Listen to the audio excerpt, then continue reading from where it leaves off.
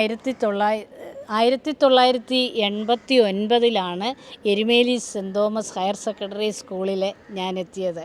അതിന് എനിക്കൊരു മ്യൂച്വൽ ട്രാൻസ്ഫറായിരുന്നു. ആ മ്യൂച്വൽ ട്രാൻസ്ഫർ കിട്ടിയത് ഇവിടുന്ന് ഒരു ടീച്ചർ പുനലൂർ സെൻറ്റ് ഗൊറേറ്റി സ്കൂളിലോട്ട് പോയി. അപ്പോൾ അത് നമ്മുടെ മോളി ഉള്ളാട്ടാണ്. ഇതാണ് മോളി. മോളി എന്നാ ഉണ്ട് വിശേഷം?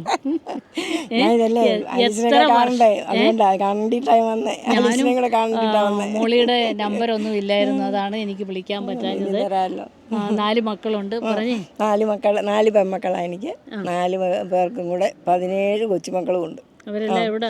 അവർ മൂത്ത ആൾ എറണാകുളം, രണ്ടാമത്തെ ആൾ ഓസ്ട്രേലിയ, മൂന്നാമത്തേത് അങ്കമാലി, 4-മത്തെ ആൾ കോയമ്പത്തൂർ. 4-മത്തെ ആൾക്കാണ് 8 പിള്ളേരുണ്ട്. അതുകൊണ്ട് അപ്പോൾ ഞാൻ 20 വർഷം ഈ എരുമേലി സെൻറ് തോമസിൽ ഉണ്ടായിരുന്നു. ടീച്ചർ അതുപോലെ പുനലൂർ സെൻറ്റ് ഗൊറേറ്റിയിലോട്ട് പോവുകയും ചെയ്തു. ഈ ടീച്ചർ ഇല്ലായിരുന്നെങ്കിൽ എനിക്ക് ഈ എൻ്റെ തറവാട് സ്കൂളായ എരുമേലി സെൻറ് തോമസിൽ വരാൻ പറ്റില്ലായിരുന്നു.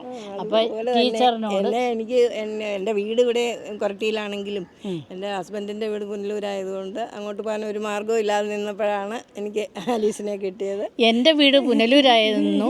അപ്പോൾ എൻ്റെ ഹസ്ബൻഡിൻ്റെ നാട്ടിലോട്ട് വരാൻ, കാഞ്ഞിരപ്പള്ളിയിലോട്ട് വരാൻ വേണ്ടിയിട്ടാണ് ഞാൻ എരുമേലി സ്കൂളിലോട്ട് വന്നത്.